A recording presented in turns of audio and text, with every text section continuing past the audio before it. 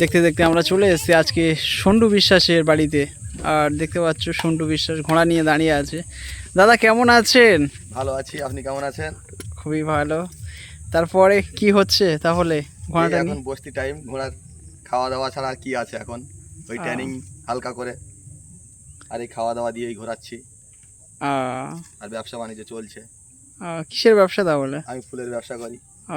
ঘোড়া কেনার শখ কবে থেকে জাগলো? আমার ছোটবেলার থেকেই, আমাদের মাঠে পাশের মাঠে ছুট হতো তখন থেকেই আমার ছোটবেলার থেকেই শখ, ঘোড়ার শখ। কিন্তু এই মাঠে নিয়ে যাওয়ার শখ তেমন ছিল না, কিন্তু কিনেছি এখন, যেহেতু মাঠে লাভতে হবে আমাকে, কিছু করার নেই।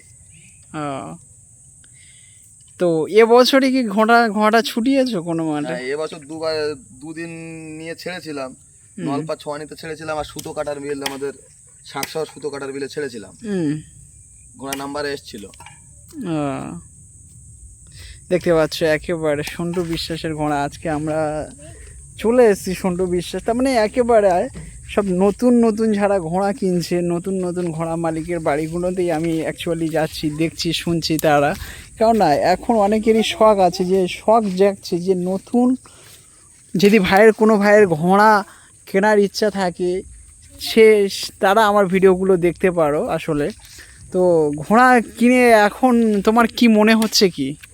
ঘোড়া কিনে মনে হচ্ছে ঘোড়া কারোর বোঝা নয়, ঘোড়া নিজের খাবার নিজেই জোগাড় করতে পারে, ঠিক যেভাবে হোক চলে আসবে, অসুবিধা নেই। ঘোড়া কেনাটা কোনো অসুবিধার ব্যাপার নয়, আমি দেখছি। এর আগে একটা ঘোড়া কিনেছিলাম বাড়ি চাপার জন্য, আমি সেটাকে বেচে ফেলে দিয়েছি। এটাকে নেওয়ার পর দেশি ঘোড়াটা আমি বেচে দিয়েছি। মোটামুটি ভালোই। তো এই ঘোড়াটা কি তুমি কোথা থেকে কিনেছো তাহলে? এই ঘোড়াটা কিনেছিলাম আমি আমাদের এই পাশের এলাকায় একটা ছেলের কাছ থেকে। মানে যখন এনেছিলাম এটা পাগল মতো ছিল, এখন খুবই ভালো রেজাল্ট, ফল খুব ভালো পাচ্ছি আমি। সে এনেছিল তার অন্য জায়গার থেকে, তার অসুবিধার কারণ সে আমাকে দিয়ে দিয়েছিল, দেখভাল করতে পারছি না বলে আমি তার কাছ থেকে কিনে নিয়েছিলাম। একেবারে পাশের গ্রাম থেকে ঘোড়াটা কেনা। সে ভাইয়ের নাম বা তার কিছু জানা নেই? হ্যাঁ, জয়পুরে বাড়ি, নাম তার হাইবুল। ঘটকপুরে জুতোর দোকান আছে, হাইবুল শু স্টোর্স। ব্যবসার জন্য বিক্রি করে দিই, সময় দিতে পারতো না। আর আমার ব্যবসা ফুলের ব্যবসা রাতে, যার কারণে আমি দিনে সময় পাই, এই জন্য আমার অসুবিধা কিছু হয় না।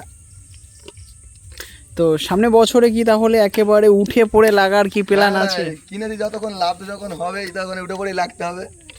আশা করছি ঘোড়ার ফলাফল ভালো, রেজাল্ট ভালো করবে, কারণ ঘোড়া মাঠ ঘুরে আসছে, নতুন ঘোড়া মাঠ ঘুরছে, মানে আশা রাখা যায় যে বিগত বছর আসছে বছরে রেজাল্ট ভালো করবে একেবারে। কিন্তু কিন্তু সন্টু বিশ্বাস ভাই, একটা কথা ছিল, যেটা তোমার এই ঘোড়াটা কি বিক্রি করবার কোনো প্ল্যান আছে, যে এই ঘোড়াটা বিক্রি করে দেবো? অনেকে আমাকে বলে যে সন্টু বিশ্বাস ভাই যদি ঘোড়াটা বিক্রি করে, কি ভাই আমাকে, মেহেদি ভাই তুমি আমাকে জানাবে, অনেকেই বলে।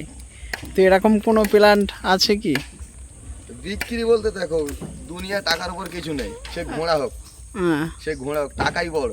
বিক্রি করা হবে, হবে না কেন? যদি সেই মতো দাম মিলে যায় তাহলে বিক্রি করে দেওয়া হবে। যেহেতু আমি শুনেছি তুমি ফুলের ব্যবসা করো, আর টাইম দিতে পারছো না, অবশ্যই একটু টাইম একটু কম হয়, আমার সময় একটু কম হয়। আমি যতক্ষণ পারি ঘরেই বেঁধে রেখে খাওয়াই, আমি খুব কম মাঠের দিকে বার করি। ট্রেনিং সেইভাবে করতে পারছো না? ট্রেনিং আমার কেউ নেই, না সোয়ারি আছে না কিছু আছে, আমি নিজেই সোয়ারি। আমার সোয়ারি কেউ নেই। সুতো কাটার বিলে ছেড়েছিলাম, অন্তত 70 কেজি ওজন, সে তাকে তুলেছিলাম সুতো কাটার বিলে। ওনার বুঝতেই পারছো, অল্প বয়স, 2 দাঁত। একেবারে যদি কেউ কিনতে চায় তাহলে কি তোমার সাথে যোগাযোগ করতে পারে? হ্যাঁ, আমার সঙ্গে যোগাযোগ করতে পারে অবশ্যই।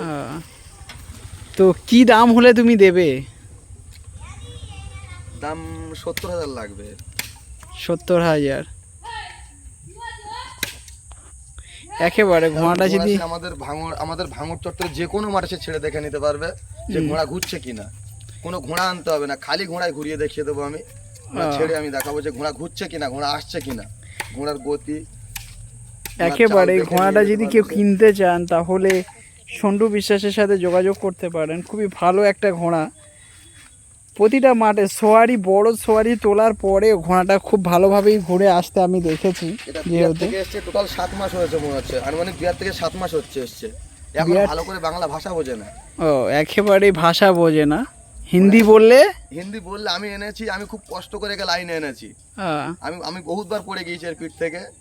লোকে মানা করে যে নিয়েছিস, সেও আমার চড়তে মানা করেছিল, কিন্তু একে বসে আনার জন্য, কাবু করার জন্য নিজেই উঠতে হয়েছে আমার।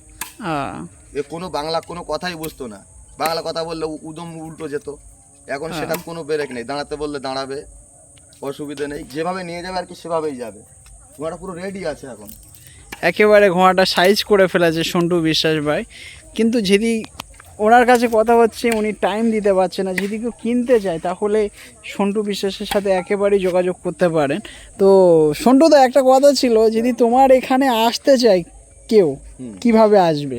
এখান থেকে ভাঙড় থেকে আসতে হবে, তোমার শানপুকুরে আসতে হবে, ভাঙড় থেকে লোকেশন শানপুকুরে আসতে হবে, যেখান থেকে আসো ভাঙড়ে আসতে হবে। এদিক থেকে আসলে পাকাপোল হয়ে আসতে হবে সাতুলিয়া, হয়তো কোচো পাওয়া যায়, ওখানে জিজ্ঞেস করলে যে বলে দেবে যে চাঁদামারি একটা ছেলের ঘোড়া আছে, বলে দেবে যে চাঁদামারি কার ঘোড়া আছে, কারণ এখানে এই এলাকার মধ্যেই, এই হিন্দু পাড়ার মধ্যে আমি একলাই ঘোড়া পুষি। আর একেবারেই তোমার একটা লোকেশন আছে পানির ট্যাঙ্কি। হ্যাঁ, চাঁদামারি পানির ট্যাঙ্কি আছে এখানে।